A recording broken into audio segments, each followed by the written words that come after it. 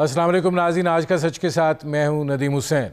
बलूचिस्तान की सियासत में एक भूचाल आया हुआ है और जाहिर है कि वहाँ पर जो वाक़यात गुज़श्ता 4 दिनों में रूनुमा हुए हैं उनकी एक झलक जो है वो यकीनन सब ने देखी है। बजट इजलास के मौके पर जो कुछ हुआ, जिस तरीके से अपोजिशन ने एहतजाज किया और फिर उस एहतजाज के साथ साथ जिस तरह बख्तरबंद गाड़ी से असम्बली का दरवाज़ा तोड़ा गया और उसके बाद इन अपोजिशन अरकान के ऊपर मुकदमात बनाए गए। अब वो अपोजिशन अरकान जो हैं वो 3 दिन से बैठे हैं बिजलीघर थाने में और वो ये तकाजा कर रहे हैं कि उन्हें गिरफ़्तार किया जाए। अब ज़ाहिर है कि SHO साहब को ऐसे कोई अहकामात नहीं है कि वो इनको गिरफ़्तार करें, तो वो ये कह रहा है कि स्पीकर से पूछे बगैर गिरफ़्तारी नहीं हो सकती है। ये तमाम अरकान वहाँ कालीन बिछाए, गाँव तकिए बिछाए बैठे हैं और ज़ाहिर है कि एक माहौल तो बना हुआ है, लेकिन इसके नतीजे में जो इस वक्त बलूचिस्तान की सियासी सूरत हाल है, बलूचिस्तान असम्बली में जो पाकिस्तान तहरीक इंसाफ के पार्लिमानी लीडर हैं सरदार यार मोहम्मद रिंद, वो सूबाई वज़ीर तालीम भी थे, उन्होंने अपने ओहदे से जो है वो इस्तीफ़ा दे दिया है। इससे पहले भी वो हुकूमत पर तनकीद कर चुके हैं और इस मरतबा भी उन्होंने हुकूमत पर काफ़ी तनकीद किया और ये बात कही है कि हम ऐसे कप्तान की टीम का हिस्सा हैं जो हर गोल जो है वो ख़ुद करना चाहता है। ये सूरत हाल जो है बलूचिस्तान की, वहाँ की जो सियासी मामलात जो हैं ये इस नहज तक जो हैं वो क्यों कर आए हैं। जाम कमाल के साथ जो कि वज़ीर आला हैं बलूचिस्तान के, इख्तलाफात की जो है वो नौइयत क्या है और क्या जाम कमाल की हुकूमत जो है उसको खदशात लाहक हैं, इस पर बात करेंगे। हमारे साथ नेशनल पार्टी के रहनुमा सनाउल्लाह बलोच मौजूद हैं, ये भी थाने के अंदर तशरीफ़ फरमा हैं दीगर अपोजिशन के अरकान के साथ।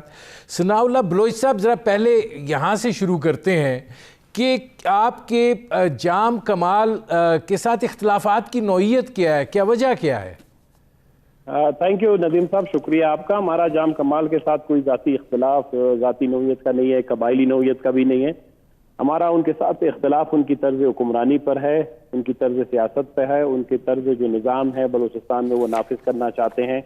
जो यूनिटरी टाइप की उन्होंने हुकूमत बनाई है जिसमें वो फ़र्द वाहिद हैं, वो बलूचिस्तान के तमाम मामलात को जो है अपने काबू कंट्रोल में रखकर चलाना भी नहीं चाहते बल्कि रोकना चाहते हैं। अगर चलाते अकेले आदमी तो फिर भी शायद इसका कोई रिजल्ट निकलता। हमारा झगड़ा कोई 3 साल से उनके साथ ये है कि जो लोग मुंतखब नहीं हैं, गैर मुंतखब हैं, जिनको अवाम ने मुस्तरद किया है, आपने एक दुकान खोली हुई है, हर कोई एक कंसेप्ट पेपर उठा के ले आता है 20 करोड़ का, 30 करोड़ का, 40 करोड़ का। उस स्कीम की कोई इकोनॉमिक वैल्यू नहीं है, उसका पब्लिक उसका कोई यूजेज नहीं है, इस्तेमाल नहीं है, पब्लिक के लिए नहीं होता है। आप वो डाल देते हैं PSDP में जो पब्लिक का मनी है, जो अवाम के टैक्सों का पैसा है। तो अवाम के टैक्सों का पैसा आप कैसे जो है इस तरह बदरबाद करते हैं। और जो मुंतखब नुमाइंदे हैं, आप बजट बनाने के अमल में कोई पार्टिसिपेटरी प्रोसेस नहीं है, अवाम की शमूलियत और शिरकत नहीं है, अवाम तालीम से महरूम है, बिजली से महरूम है, सर्दियों में गैस से महरूम है, गर्मियों में बिजली नहीं है, पीने का पानी नहीं है। बलूचिस्तान में 18 लाख के करीब बच्चे तालीम से महरूम है। बलूचिस्तान में बढ़ती हुई बेरोजगारी ने और बड़ा पॉलिटिकल फ्रस्ट्रेशन क्रिएट किया है। सरहदें हमारी आपने फेंस कर दी।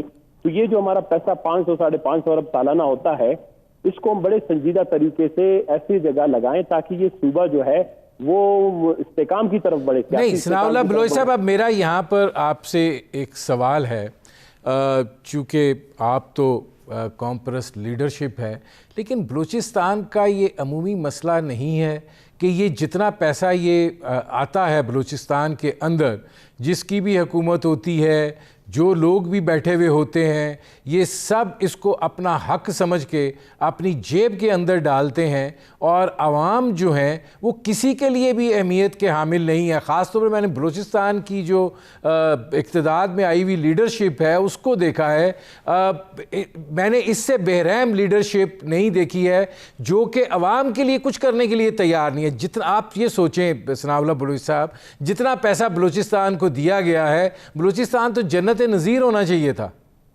इसमें कोई शक नहीं है नदीम साहब, पहले बलूचिस्तान को पैसे मिलते नहीं थे। बलूचिस्तान में बहुत बड़ा हमारा जो झगड़ा था, हमारी गैस की कीमत थी, रॉयल्टी के इशू था, NFC में हमारी हिस्सेदारी नहीं थी। लेकिन जब बलूचिस्तान को 2010 के बाद पैसे मिलने शुरू हुए तो फिर हमारे पास कोई एक निज़ाम नहीं है। ہمارے پاس انفرادی طور پر حکومت یہ سمجھتی ہے کہ ہم جو ہے اس پیسے کے مالک ہیں، یہ پیسے ہمارے لیے رکھے ہیں، ہم اس کو جس طرح چاہیں خرچ کریں. لیکن گزشتہ 3 سال سے میں نے جب ہم اسمبلی میں پہلی دفعہ آئے ہم نے یہی ڈبیٹ شروع کیا کہ بلوچستان کی یہ جو تکالیف ہے، مشکلات ہیں، دکھ ہیں، درد ہے، رنج ہیں، غم ہے، بے روزگاری ہے، یہاں پر تعلیم کی کمی ہے، اور یہاں پر جو مسلسل عدم استحکام کا ایک سائیکل جو ہے وہ 10-15 سال بعد آتا ہے، وہ یہاں کے ڈیولپمنٹ فریم ورک میں بہت بڑے فالٹ لائنز ہیں. اس کو سمجھنے کی ضرورت ہے. ہم 3 سال سے سمجھا رہے ہیں، یہ سمجھنے کی کوشش نہیں کر رہے. تو پیسہ کرپشن اسی لیے ہوتا ہے، اور یو آر ایبسولوٹلی رائٹ کہ کرپشن اسی لیے ہوتا ہے کہ افراد جو ہے وہ آپ کے ڈیولپمنٹ ایجنڈے کو انفلوئنس کرتے ہیں. یعنی بلوچستان کے اندر ڈیولپمنٹ جس کو نام دیا جاتا ہے تو دراصل افراد کی مرضی اور منشا کے مطابق کچھ اسکیمیں ہوتی ہیں جس سے کمیشن بھی مل سکتا ہے، جس میں کرپشن کی بہت بڑے امکانات ہے. بلوچستان کا 550 ارب روپے کا پی ایچ ڈی اس دفعہ آیا ہے، 120 ارب روپے کا ہمارا خسارہ ہے، اور ہمارا تقریباً 3 سالوں میں جو جام کمال کی حکومت ہے 1800 ارب روپے اس نے خرچ کیے ہیں. لیکن 1800 ارب خرچ کرنے کے باوجود تعلیم کی شرح 9% پیچھے گئی ہے. صحت کے شعبے میں بلوچستان 12% پیچھے چلا گیا ہے. بے روزگاری بلوچستان میں بہت حد درجہ بڑھ گئی ہے.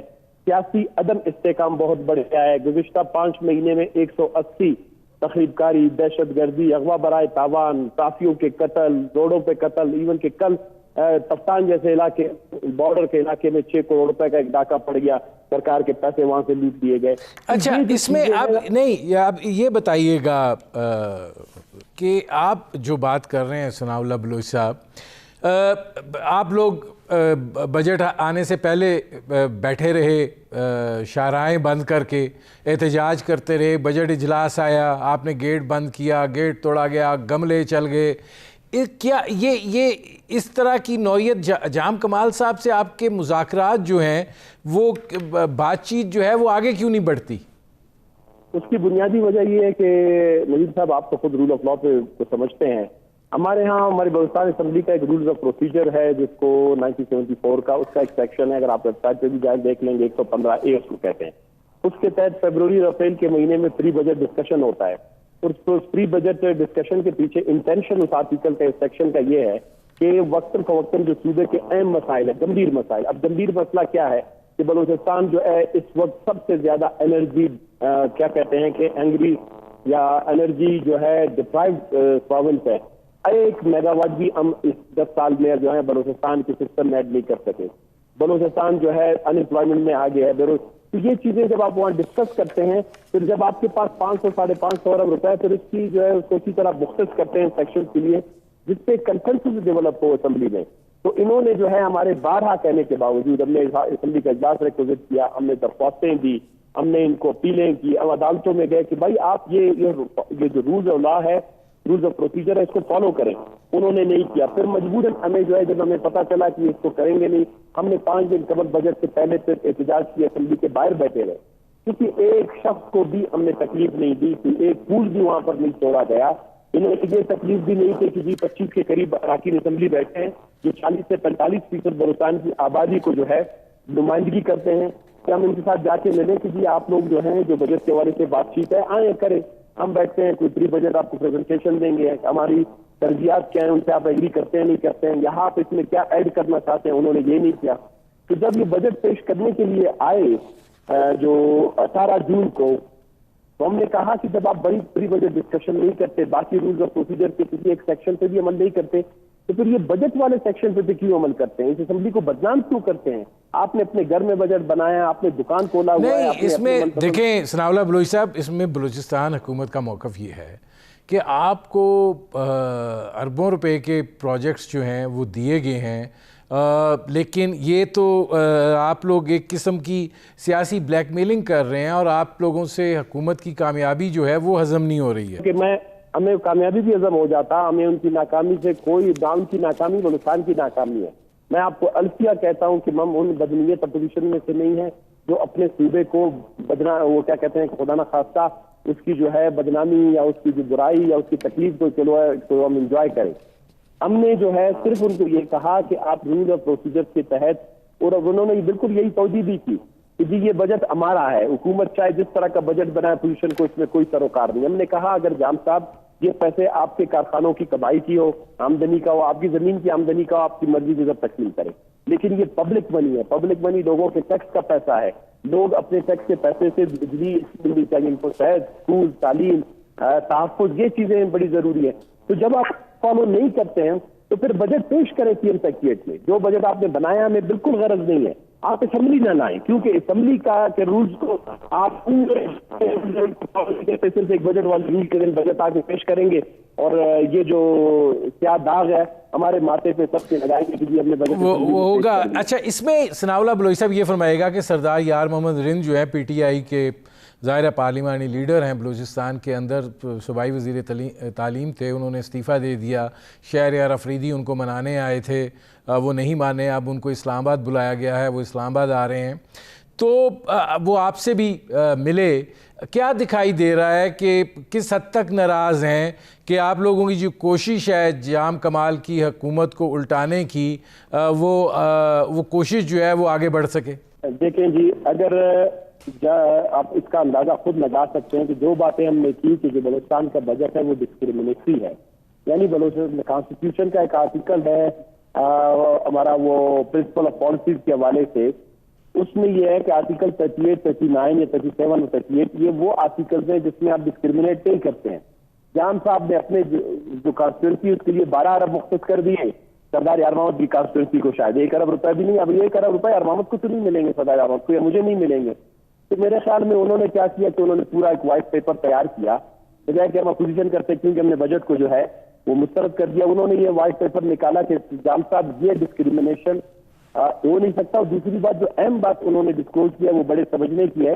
انہوں نے بھی یہی بات جس کی ہماری بات کی تصدیق کی ہے کہ یہ پیسے جو ہیں غیر منتخب افراد کو، چند کرمنلز کو جو قبائلی مسائل بھی پیدا کرنا چاہتے ہیں، سیاسی مسائل بھی پیدا کرنا چاہتے ہیں، عدم استحکام پیدا کرنا چاہتے ہیں، ایسے لوگوں کو جو ہے بجٹ میں بہت بڑی رقم ان کو نہیں. آپ کا کیا خیال ہے کہ سردار یار محمد رند کے استعفے سے حکومت کو کوئی دھچکا پہنچے گا کہ نہیں، معاملات چلتے رہیں گے؟ میں دیکھیں اخلاقی دھچکا تو اس سے بڑا کیا ہو سکتا ہے کہ یہ سینئر اور سیزن جو ہے منسٹر، وہ سب سے سینئر منسٹر ایجوکیشن کا، وہ اسمبلی فلور پہ آ کے کہتا ہے، کیونکہ ہم اپوزیشن نے تو بائیکاٹ کیا ہے، وہ وائٹ پیپر رکھ کے سامنے رکھتا ہے، کہتا ہے کہ آپ نے ادھر اتنے غلط لوگوں کو غلط پیسے دیے ہیں. وہ ساری تفصیلات پیش کرتا ہے اور وہ پھر اس بنیاد پہ حکومت سے مستعفی ہوتا ہے کہ یہ تعصب پر مبنی ہے، یہ عدم مساوات پر مبنی ہے، غیر منصفانہ بجٹ ہے، اسی لیے اور یہ حکومت آگے بڑھ نہیں رہی. جو بات انہوں نے کی ہے کہ ایسا کیپٹن ہے کہ کسی اور کو گول کرنے ہی نہیں دیتا، بے شک اس کی ٹیم ہار جائے. وہ کہتا ہے اگر میں گول نہیں کر سکا تو کوئی اور گول ہی نہ کریے. یہ بہت معنی خیز جملہ ہے کہ یعنی اس کا مطلب یہ ہے کہ کسی انڈیویجولی ہی wants to have a control on each and every aspect of the governance. جب کوئی ایسے بلوچستان کے پرٹیکولرلی کنٹیکسٹ میں جس کے ڈائنامکس بہت ہی ڈفرینٹ ہے، اس میں میرے خیال میں اس دن کی باتیں یہ خود حکومت پر بہت بڑا عدم اعتماد ہے. اس کو اگر دھچکا لگے گا، حکومت گرے نہ گرے وہ الگ بات ہے. جنرل پبلک میں، ماسز میں، this government has lost complete legitimacy. جس کو نہیں کہتے ہیں جائزیت، اس کی جائزیت ہے، لیجیٹمیسی ہے، ٹرسٹ ہے، دیٹ از کمپلیٹلی ایروڈیڈ، ختم ہو چکا ہے. تو اگر ایسی حکومت کو کوئی زبردستی برقرار بھی رکھنا چاہتا ہے، یہ بلوچستان کو عدم استحکام کی طرف بڑھائے گا. اور بھی لوگ ہیں جو اسی طرح چیز ہے عدم، وہ کیا کہتے ہیں کہ اس طرح کی ان سے تشویش ہے موجودہ حکومت سے ان کو. لیکن اس میں ثناء اللہ بلوچ صاحب یہ فرمائیے گا کہ ظاہر ہے آپ لوگوں کا 5 خرب کوئی 84 ارب روپے کا بجٹ ہے، ٹیکس فری بجٹ ہے، ڈیولپمنٹ جو ہے اس کے لیے بھی ترقیاتی بجٹ آپ کا جو ہے وہ تقریباً 190 ارب روپے کا ہے. تو آپ کو نہیں لگتا کہ صوبے کے لوگوں کے لیے یہ ٹھیک ہے؟ دیکھیں میں تو یہی کہتا ہوں کہ یہ ایک صوبہ جس کو 5.5 ارب روپے ڈیولپمنٹ اور نان ڈیولپمنٹ کے ملتے ہوں، اب یہ ہے کرپشن اور گپلا دونوں سائڈوں پہ ہوتا ہے. ڈیولپمنٹ میں بھی ہو رہا ہے، نان ڈیولپمنٹ میں بھی ہو رہا ہے. اس صوبے کو بہت سنجیدہ پولیٹیکل اور اکنامک سرجری کی ضرورت ہے. And this man is not ready to go for that level of changes. اس کو بہت بڑے جب تک آپ نہیں کریں گے یہ سارا ویسٹ ہو رہا ہے. 550 ارب روپے کا، میں اس صوبے کا رہنے والا ہوں، میں صوبے کے لیے 20 سال سے جدوجہد کرتا رہا ہوں. جب جام کمال صاحب کو حکمرانی نہیں آتی تھی، میں نے آزاد میں ترمیم کے لیے جدوجہد کی، میں نے کنکرن لسٹ کے خاتمے کی بات کی. ہم اس صوبے کے مسائل کو سمجھتے ہیں کہ اگر یہ صوبے میں 550 अरब रुपए में से तकरीबन 30 से 35% पैसा जो है वो वेस्ट हो रहा है, तो कैसे बलूचिस्तान तरक्की करेगा? 550 अरब कुछ मामूली रकम नहीं है, यानी 3 सालों में वो 2000 अरब रुपए खर्च कर चुके हैं, पैदल और कौंसल के दोनों पैसे मिलाकर। उसमें से 200-250 अरब रुपए तो अनस्पेंड से खर्च ही नहीं हुए इनकी इनएफिशिएंसी की वजह से। तो this province is in a deep crisis, उसको ना इस्लामाबाद वाले समझने के लिए तैयार है, और इसीलिए मुझे जो लग रहा है personally, this is my observation and based on facts, based on क्या कहते हैं कि फैक्चुअल एनालिसिस, लोगों को देखकर ये सूबा आने वाले की के बाद बहुत बड़े एक और वायलेंस के जो है साइकिल में दाखिल होने वाला है। आपने 5-6 दिन में सूबे में होने वाली हालात देखे होंगे, उस्मान लाला का यहाँ शहादत हुआ, लोग सड़कों पे निकल आए। इसमें सनाउल्लाह बलोच साहब ये फरमाइएगा कि आप अपोजिशन जो है वो सिर्फ अब थाने के अंदर तकिए और कालीन बिछा के बैठी रहेगी, अपने आप को चाहेंगे गिरफ्तार करें हुकूमत ताकि एक अखलाकी ज़िक्र जो है वो पहुंचाई जा सके, या आप ये समझते हैं कि आप इस पोजीशन में हैं कि जाम कमाल के ख़िलाफ़ कोई तहरीक अदम एतमाद ला सकें और उसको कामयाबी से हमकिनार कर सकें, या फिर यही है कि नहीं थाने में ही बैठे रहो? देखिए, हम इस वक्त थाने में इसलिए आके बैठे हैं कि उन्होंने हमारे खिलाफ जो FIR दर्ज किया उसकी कोई लीगल बेसिस नहीं है। जब उन्होंने दर्ज किया हमने फिर भी कहा कि हम रूल ऑफ लॉ पे बिलीव करते हैं, हम आए, हमने गिरफ्तारी करें, हमें अदालतों से सजा दें जो जुर्म हमने किया है, अगर आप दुरुस्त हैं। जब हम आए तो हुकूमत के इधर वक्त हमारे पास आया कि जी हमने तो FIR नहीं किया है। भाई आप हुकूमत है, आपने नहीं, किसने किया? कहता है पुलिस के एक ड्राइवर ने किया है। भाई पुलिस वाले से पूछो कि पुलिस वाले को किसने कहा है। देखें, इसीलिए तो मैं कहता हूं कि इस अंदाजा लगाएं कि 18 MPAs बुक होते हैं एक FIR में, और वो पुलिस से गाड़ी का एक ड्राइवर करता है, इवन पुलिस वालों में इतनी जरूरत नहीं है। तो हमने उसको कहा है कि बिकॉज हम रूल ऑफ लॉ पे बिलीव करते हैं, हम लोगों को दुनिया को दिखाने के लिए यहाँ बैठे हुए हैं। इस सूबे में ये ड्रामे भी होते हैं, हुकूमत कहता है मैंने FIR नहीं किया, पुलिस कहते हैं हमने नहीं किया, वजीर दाखिला कहते हैं मुझे इससे खबर नहीं है, स्पीकर यानी बलूचिस्तान असम्बली के आते में ये सारा मसला हुआ है, स्पीकर बलूचिस्तान असम्बली के इल्म में नहीं है कि मैंने FIR किया या उन्होंने किस तरह की रिपोर्ट नहीं बनाई है। तो हम अभी जमहूरी लोग हैं, हम लड़ाई झगड़ा नहीं चाहते हैं, हम इधर आए हैं दुनिया को ये बावर कराने के लिए कि इस तरह की ज्यादतियां भी हो रही हैं, और बलूचिस्तान का ये जो डेवलपमेंट का जो एक साल डेफिनेटली गुजरेगा, फिर ये पैसे फिर अनस्पेंट हो जाएंगे, कुछ जाया हो जाएंगे। तो ये सूबा अगर कल खुदा न खास्ता बुराई की तरफ बढ़ता है, खराबी की तरफ बढ़ता है, कोई हमें मोरद इल्जाम न ठहराए कि आप लोग घरों में बैठो। नहीं, इसमें एक और चीज़ भी है, ये जो जाम कमाल साहब कहते हैं कि अब्दुल कदूस बजिंजो जो हैं वो साजिश करते हैं, क्या मसला क्या है? मुझे नहीं लगता कि अब्दुल कदूस बजिंजो में इतनी जान है कि वो साजिश करे। जाम कमाल साहब अपने खिलाफ खुद साजिश करते हैं। इससे बड़ी साजिश क्या हो सकती है कि आप मुंतखब अराकीन असम्बली को इज्जत से बुलाएं, बिठाएं, बात करें। वी आर कॉन्स्टिट्यूशनली, वो क्या कहते हैं, we have a constitutional role, we are elected representative, we represent our constituency. तो वो मेरे ख्याल में अपने खिलाफ खुद साजिश कर रहे हैं। हम जब 5 दिन पहले बैठे थे, अगर मैं होता, हमारे गली मोहल्ले में हमारे बैठकों में रोज आते हैं लोग, हमें गाली गलौज देते हैं, लोग हमसे नाराज होते हैं, हमारे बैठक में बैठते हैं, उनसे अलवाल करते हैं। ये हमारे सिस्टम में कुछ politics is definitely difficult, but it's a science, it's an art कि आप लोगों नहीं। अब सनाउल्लाह बलोच साहब ये फरमाएं कि क्या वफाक की तरह आपकी भी अपोजिशन बराए अपोजिशन चलती रहेगी, हुकूमत जो है वो अपना वक्त पूरा करेगी, या अपोजिशन का ये एहतजाज जो है, ज़ाहिर है हुकूमत तो उसको बलूचिस्तान की कोई ख़ास लिफ्ट कराने के लिए तैयार नहीं है। आप थाने में बैठे हैं, बैठे रहें, ना वो गिरफ़्तार करेंगे, ना आपका मसला जो है वो सॉर्ट आउट होगा। तो कैसे ये जो बलूचिस्तान की ये सियासत की ये जो सूरत हाल है, ये तब्दील कैसे होगी? नदीम भाई देखें, this is not for sake of opposition, opposition for sake of opposition, और नाइदर हमारा अपोजिशन जो है इस वक्त, आपको एक बात बहुत अहम गौर से समझना होगा, वो ये है कि बलूचिस्तान के अंदर अपोजिशन का जो ये सारा प्रोसेस चल रहा है ये 5-6 दिनों से, this as a very serious psychological, mental and cultural impact in our society. यही चीजें जो है वो डिसाइड करते हैं, यही चीजें ड्राइव करते हैं बलूचिस्तान के पॉलिटिकल स्टेबिलिटी को, यही चीजें ड्राइव करती हैं बलूचिस्तान के इकोनॉमिक स्टेबिलिटी को, यही चीजें ड्राइव करती हैं बलूचिस्तान के अंदर पीस एंड सिक्योरिटी को, यही चीजें ड्राइव करते हैं बलूचिस्तान के अंदर लॉन्ग टर्म सस्टेनेबिलिटी को। अगर कोई ये समझता है कि ये just in a position of जाम कमाल, नो, नॉट एट ऑल। جو پالیسی میکرز ہیں, جو تھنک ٹینکس ہیں, جو بلوچستان کو سیکیورٹی اسپیکٹ سے دیکھ رہے ہیں, کنٹرول کر رہے ہیں, دیکھ رہے ہیں ویری لاؤڈ اینڈ کلیئر کہ اس کا جو ہم ایک ایک دن بیٹھے ہیں, ایک ایک second, this is having a very serious impact on hearts and minds of people of Balochistan. بہت شکریہ ثناء اللہ بلوچ صاحب. کے اندر جس نوعیت کی بحث ہو رہی ہے اس کے اندر دکھائی یہ دیتا ہے کہ سبسٹنس کم ہے, الزامات زیادہ ہیں, جوابی الزامات زیادہ ہیں, اس لیے کہ بنیادی طور پر شاید وہ براہ راست متاثرین میں سے نہیں ہیں, شاید بینیفیشریز میں سے ضرور ہوں.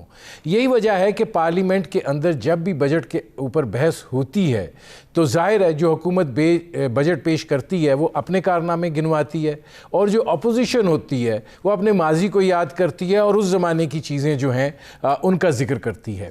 لیکن اس حوالے سے جو بہتر تجزیہ کر سکتا ہے ساری صورتحال کا, وہ یا تو وہ ہے جو براہ راست اس سے متاثرہ ہے, یا پھر وہ ہے جو معیشت کو جو ہے وہ جانتا ہے, اس کے اندر ہے, ان معاملات کو دیکھتا رہا ہے اور چلاتا رہا ہے. میرے آج کے دونوں مہمان جو ہیں وہ اسی نوعیت کے ہیں. ڈاکٹر اشفاق صاحب ماہر معاشیات ہیں, اور زبیر موتی والا صاحب ممتاز صنعت کار ہیں, کسی تعارف کے محتاج نہیں ہے. ڈاکٹر اشفاق صاحب یہ فرمائیے گا کہ ظاہرہ بجٹ نے تو منظور ہو جانا ہے, لیکن دو تین چیزیں بڑی امپورٹنٹ ہیں. پہلی بات تو یہ فرمائیے گا کہ حکومت کو احساس ہے یا آپ سمجھتے ہیں کہ وزیر خزانہ جو ہیں وہ 12% کے افراط زر کے اوپر جو ہے وہ مطمئن دکھائی دیتے ہیں, اور ان کو یہ جو امید ہے کہ مہنگائی کم کریں گے, کیا اس بجٹ کے اندر آپ کو وہ عوامل دکھائی دیتے ہیں کہ مہنگائی کم ہوگی؟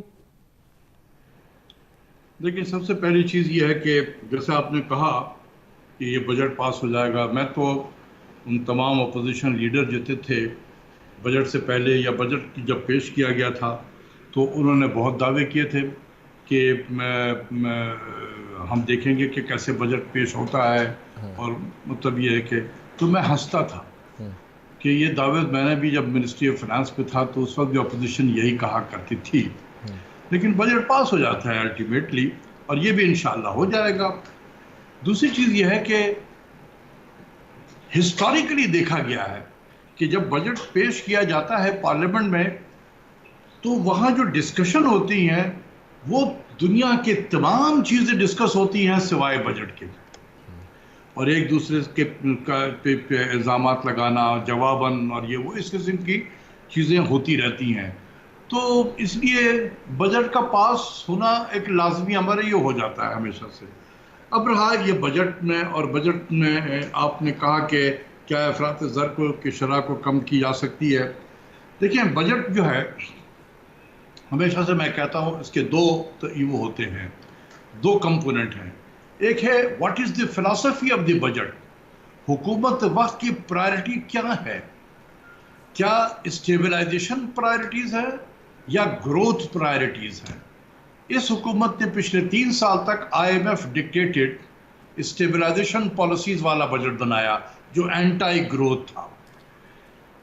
3 سال کے بعد ریئلائزیشن ہوئی کہ بہت تباہی مچ گئی ہے, بیڑا غرق ہو گیا ہے بقول ہمارے موجودہ فائنانس منسٹر کے. تو انہوں نے ٹریک بدلا اور کہا کہ جی ہم IMF کے اب ہم ڈکٹیٹ پہ نہیں چلیں گے اس طریقے سے جیسے پہلے چلتے ہوئے آئے ہیں, اور یہ جو بجٹ ہوگا یہ گروتھ اورینٹڈ ہوگا. نہیں ڈاکٹر صاحب, یہ تو ہسٹری ہے, یہ ہسٹری سب جانتے ہیں. اصل سوال یہ ہے بجٹ آ گیا جیسا بھی ہے, گروتھ ہے جو ہے, انہوں نے کہا کہ 12% ہے. یار کیا بات کرتے ہو, کیا ہو گیا؟ آپ سے میں یہ پوچھ رہا ہوں اس بجٹ کے اندر وہ عوامل ہیں جو 12% کی افراط زر کی شرح کو کم کر سکیں, کیونکہ عام آدمی صرف اس ایک چیز سے لنکڈ ہے. دیکھیں بالکل صحیح کہہ رہے ہیں آپ, اور یہ اس بجٹ میں اگر آپ زرعی پیداوار کو آپ بڑھائیں گے تو اس کا جو ہے, پاکستان میں انفلیشن آتا کہاں سے ہے, فوڈ سائٹ سے آتا ہے. گندم, گنا ہو گیا, چینی ہے, یا پھر آلو ہے, پیاز ہے, ٹماٹر ہے, دالیں ہیں, یہ سب زراعت سے ریلیٹڈ ہے. 12-13 سال سے سکسیسفل حکومتوں نے زراعت کو نگلیکٹ کیا، جس کے یہ آج ہم بھگت رہے ہیں. تو اس بجٹ میں زراعت کو پروموٹ کرنے کے لیے کئی اقدامات کیے گئے ہیں. ہوپ فلی کہ اس سے اگر زراعت میں بہتری آئے گی، ایگریکلچر کے پروڈکشن میں جب اضافہ ہوگا تو ان فوڈ انفلیشن کو کنٹرول کرنے میں کافی مددگار ہوگی. لیکن دوسری چیز یہ ہے جس کا بجٹ سے کوئی تعلق نہیں ہے، اور وہ ہے گورننس. حکومت میں بار بار ایک لفظ کہتا ہوں لیکن لوگ اس کی طرف توجہ نہیں دیتے ہیں. ریٹ آف دی اسٹیٹ یہ کمزور ہو گیا ہے وقت کے ساتھ ساتھ. یعنی کہ اگر میں ایک کسی فلور مل والا ہوں یا میں آٹے کے کاروبار میں ہوں، مجھے معلوم ہے کہ میں شارٹ سپلائی کر کے آٹے کی قیمت کو بڑھاؤں گا، میرا کچھ بھی نہیں ہو سکتا ہے. 99.9% چانس ہے کہ میرا کچھ بھی نہیں ہوگا. اور اگر کچھ میں پکڑا بھی گیا تو 99.9% چانس یہ ہے کہ مجھے کوئی سزا ہی نہیں ہوگی.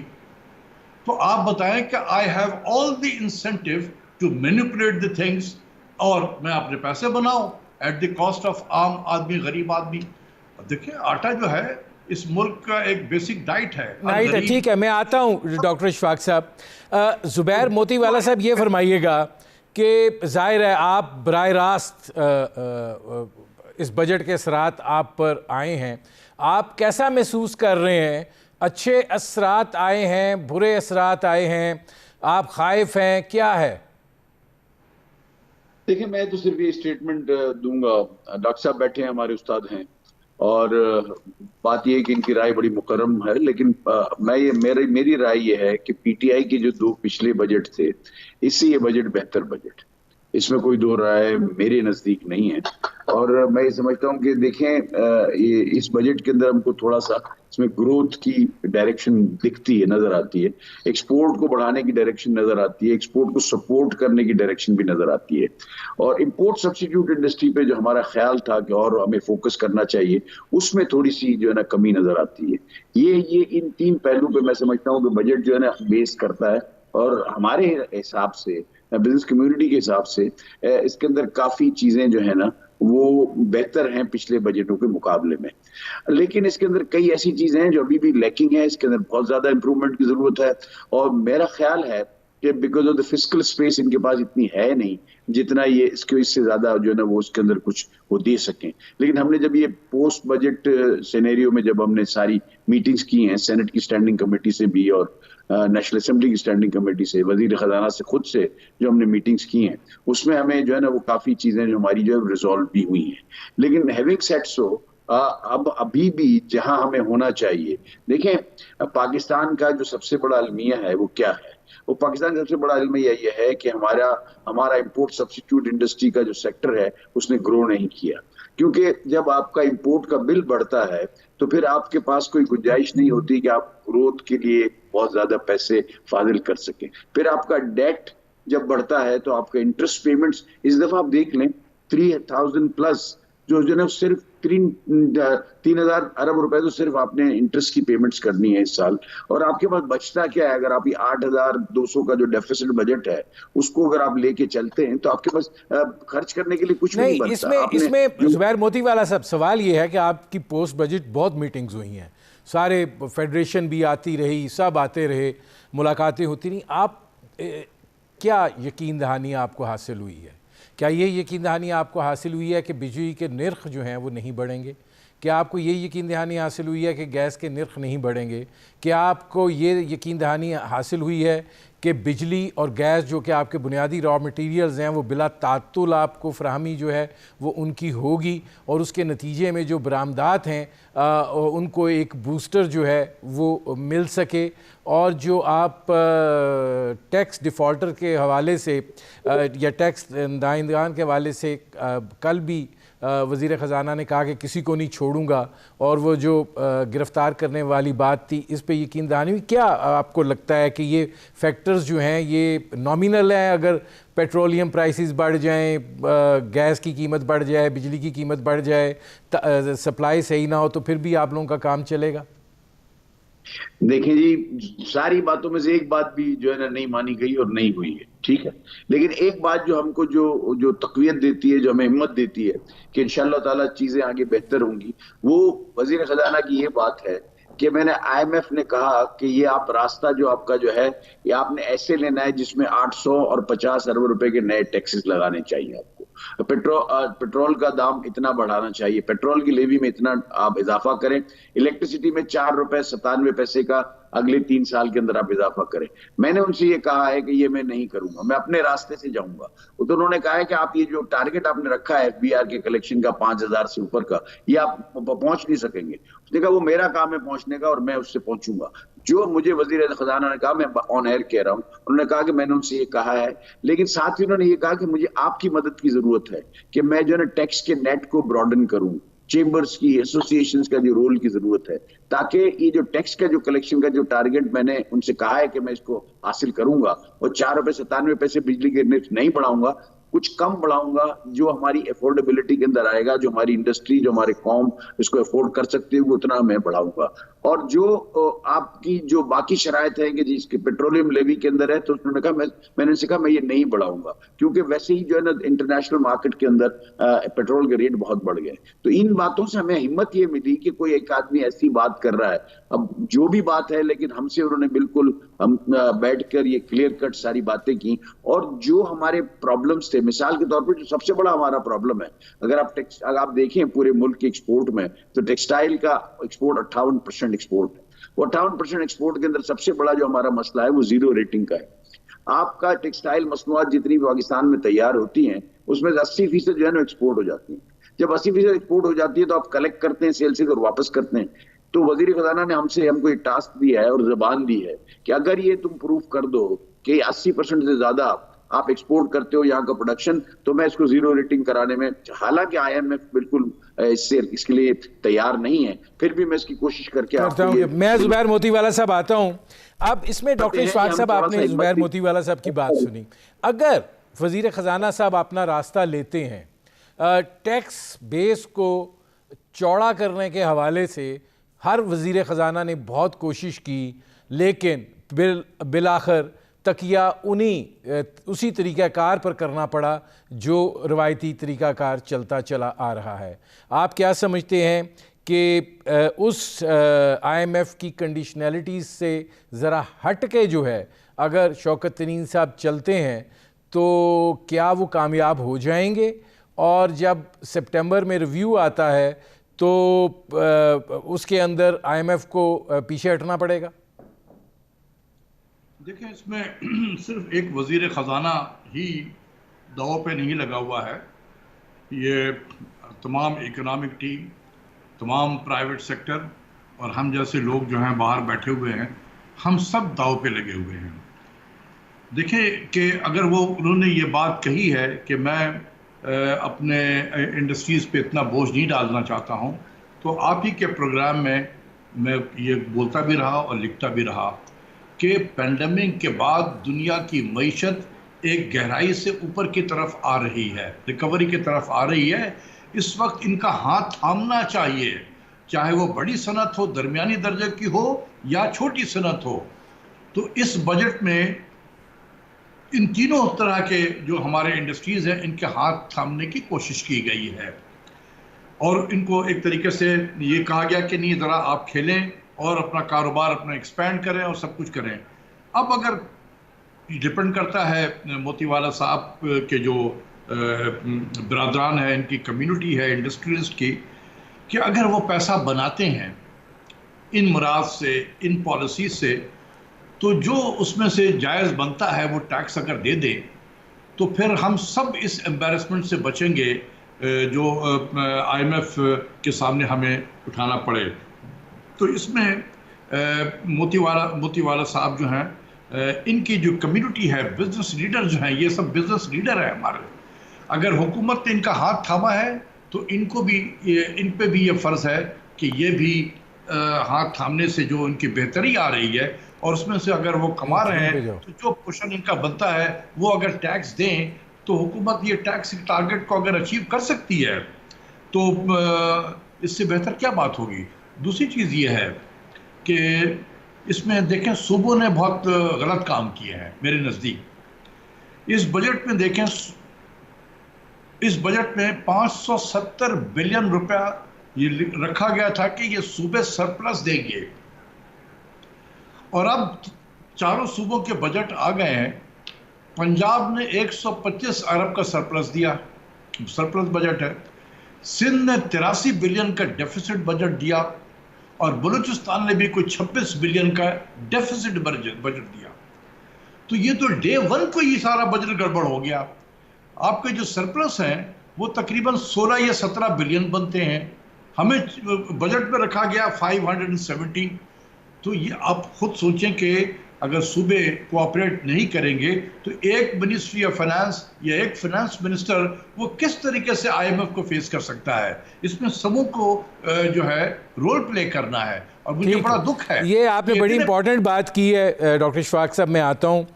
زبیر موتی والا صاحب، یہ فرمائیے گا کہ ظاہر ہے آئی ایم ایف کے ساتھ شوکت ترین صاحب نے اگر مزاحمت کی ہے تو وہ 3 مہینے کے لیے ہے، ٹائم ہے۔ آپ کو لگتا ہے کہ جس طریقے سے آپ کی اب گیس کم ہو گئی ہے، انڈسٹریز کو ملنی بند ہو گئی ہے، معاملات جو ہیں وہ بہتری کی طرف جا پائیں گے؟ آپ آؤٹ پٹ دیں گے، اس کے بدلے میں ٹیکس دیں گے، اور پھر 3 مہینے میں صورتحال ایسی خوبصورت پیدا ہو جائے گی کہ ہم آئی ایم ایف سے سپیس ہمیں مل سکے؟ دیکھیں، بات یہ ہے کہ یہ بات بالکل ڈاکٹر اشفاق صاحب کی بالکل ٹھیک ہے کہ بزنس کمیونٹی کو بھی اپنا رول پلے کرنا پڑے گا۔ ہم اس رول کو پلے کرنے کے لیے ہمیشہ تیار ہوتے ہیں۔ یہ ڈیمانڈ ہماری ہے کہ ٹیکس نیٹ کو براڈن کیا جائے۔ دیکھیں، مجھے تو بڑی شرم آتی ہے کہ کسی انٹرنیشنل فورم پہ کوئی مجھے پوچھتا ہے کہ آپ کا ٹیکس پیئرز کتنے ہیں، تو مجھے بتاتے ہوئے بڑی شرم آتی ہے کہ 22 کروڑ لوگوں کے ملک میں 22 لاکھ ٹیکس پیئرز۔ اس میں تو میں مزید بتاتا نہیں ہوں کہ اس میں سے 12 لاکھ تو سیلری کلاس ہے، اور باقی 10 لاکھ لوگ رہ جاتے ہیں، جس میں سے 1 لاکھ لوگ جو ہے وہ صرف سگنیفیکنٹ ٹیکس پیئر ہیں، اور وہی اپنا ہمارا ملک چلا رہے ہیں۔ تو مطلب وہ تو ایک بڑی عجیب و غریب صورتحال ہے پاکستان میں، اور اس کو براڈن کرنا بہت ضروری ہے۔ لیکن ایک بات ہم کو نہیں بھولنی چاہیے کہ جو ایس ایم ایز کے اوپر جو الزام آتا ہے چھوٹے دکانداروں پر اور چھوٹے کارخاندانوں پر کہ وہ ٹیکس نہیں دیتے، وہ ٹیکس دیتے ہیں۔ دیکھیں، بجلی کے بل کے اندر وہ ٹیکس دیتے ہیں، گیس کے بل میں وہ ٹیکس دیتے ہیں، ہر جہاں جاتے ہیں وہاں ان کے ہر قدم پہ ان کے اوپر ٹیکس ہے، اور ان کو جب وہ ان رجسٹرڈ جو لوگ ہیں ان کے اوپر زیادہ ٹیکس ہے، ان کے اوپر جو ہے نا آپ دیکھیں ان کے اوپر ایڈجسٹمنٹ بھی کوئی نہیں ہے، لیکن وہ پارٹیسپیشن ان کا ہے، لیکن جس طرح سے ہونا چاہیے ایسے نہیں ہے۔ نمبر آف ٹیکس پیئر سامنے چل کے آئیں گے۔ دیکھیں، آئی ایم ایف کو جو ہے نا یہ نہیں کہنا چاہیے، میں نے بھی آئی ایم ایف والوں سے میٹنگ کی، اس کی ہیڈ آف جو یہاں جو ہیڈ ہیں یہاں پاکستان میں، ان سے میں بہت دیر 1.5 گھنٹہ لگا رہا، اور میں نے ان سے یہی بات کی، دیکھیں وہ ان کو ہمیں راستے نہیں بتانے چاہیے۔ دیکھیں، ہم سوورن اسٹیٹ ہیں، ہم پاکستان ایک انڈیپینڈنٹ اسٹیٹ ہے، اور ہماری اپنی عزت اور آبرو ہے۔ ہم کو جو ان کو یہ بتانا چاہیے کہ چونکہ آپ نے اتنا قرضہ لیا ہے اور تو آپ کو اتنے ہمیں ریٹرن کرنے ہیں، تو آپ جو ہے نا وہ آپ کا ویلیو فار منی یا جو ہے نا آپ جتنی پیسے کمائیں گے تو ہی ہمیں واپس دیں گے، یہ وہی راستہ دکھاتے ہیں نا۔ تو ہم کو راستہ دکھانے کی بجائے ہم کو یہ کہنا چاہیے کہ آپ کو یہ 500 ارب روپے اس سال زیادہ اکٹھا کرنے، ہم وہ 500 ارب روپے کہاں سے اکٹھے کرنے، کس جیب سے دینے ہیں، اس کی ثوابدید پاکستان کے پاس ہونی چاہیے۔ میں آتا ہوں زبیر موتی والا صاحب۔ اب ڈاکٹر اشفاق صاحب، آپ نے زبیر موتی والا صاحب کی گفتگو سنی ہے کہ ایک جو چھوٹا بزنس مین ہے وہ کافی سارے انڈائریکٹ ٹیکسز دیتا ہے، چاہے وہ بجلی کی مد میں ہو، گیس کی مد میں ہو، سیلز ٹیکس کی مد میں ہو، ود ہولڈنگ ٹیکس کی مد میں ہو، مطلب بہت سارے اس طرح کے ٹیکسز جو ہے اپنی جگہ پہ ہیں۔ تو کیا پھر یہ تصور کر لیا جائے کہ پاکستان کے اندر براہ راست ٹیکسیشن جو ہے وہ کامیابی سے ہمکنار نہیں ہو سکتی اور ہم انڈائریکٹ ٹیکسیشن کی طرف ہی جائیں، اسی کو بڑھاتے رہیں؟ دیکھیں، زبیر موتی والا صاحب نے بالکل صحیح کہا کہ ہمارے چھوٹے جو دکاندار وغیرہ ہیں، یہ جب بجلی کا بل دیتے ہیں تو اس میں ٹیکس جی ایس ٹی لگا ہوتا ہے، گیس کا بل دیتے ہیں شاید اس میں بھی جی ایس ٹی لگا ہوتا ہے، اور بھی بہت سارے جو بھی وہ چیزیں ان پٹ اپنے لیتے ہوں گے تو اس میں بھی ٹیکس دیتے ہیں۔ بات یہاں پر انڈائریکٹ ٹیکسز کی نہیں ہو رہی ہے، بات ہو رہی ہے ڈائریکٹ ٹیکسز کی۔ مطلب یہ ہے کہ اگر آپ ایک سرٹن اماؤنٹ آف آپ کی انکم ہے، اس بزنس سے آپ کو یہ انکم یا دکانداری سے آپ نے اتنا کمایا ہے، تو ایک سرٹن لمٹ کے بعد اگر ایکسس آپ کا ہے تو اس ایکسس پہ آپ جو بھی آپ کا ٹیکس بنتا ہے وہ دے دیا جائے. تو یہ سارا جو زور ہے یہ چھوٹے جو دکانداروں پہ وہ یہی ہے کہ آپ بالکل کمائیں. ہمیں پتہ ہے کہ آپ انڈائریکٹ ٹیکسز دے رہے ہیں، لیکن جب آپ کما لیں تو کمانے کے بعد اس میں جو ایک لمٹ رکھا گیا ہے ایگزمپشن لمٹ، اس سے اوپر اگر آپ کی آمدنی ہے تو اس پہ آپ ٹیکس دے دیں. لیکن ہم بھی تو دیکھیں جو بھی چیزیں مارکیٹ میں خریدنے کے لیے جاتے ہیں اس پہ انڈائریکٹ ٹیکس ہم بھی دیتے ہیں. بجلی کے بل پہ انڈائریکٹ ٹیکس ہم بھی دے رہے ہیں، گیس پہ ہم بھی دے رہے ہیں. لیکن اوور اینڈ ابو اب میری جو سیلری ہے، جو میری منتھلی انکم ہے یا اینول انکم جو میرا بنتا ہے، وہ ایک لمٹ سے اگر اوپر ہے تو میں اس پہ ٹیکس دیتا ہوں. اور مجھے بڑا فخر ہے کہ میں بتانا نہیں چاہتا ہوں لیکن میں بہت ٹیکس دیتا ہوں. مجھے فخر ہے، میں بہت سارے وزیروں سے زیادہ ٹیکس دیتا ہوں، یہ بھی آپ کو بتا دوں. سر آپ کی تنخواہ بھی بہت زیادہ ہے. ڈاکٹر صاحب میرا پروگرام کا وقت ختم ہو رہا ہے، میرے پروگرام کا وقت ختم ہو رہا ہے. بہت شکریہ ڈاکٹر اشفاق صاحب، بہت شکریہ زبیر موتی والا صاحب. ناظرین، آپ نے ہمارے پینل کے شرکاء کی گفتگو سنی. اب تک کے لیے اتنا ہی، اجازت دیجیے. اللہ حافظ.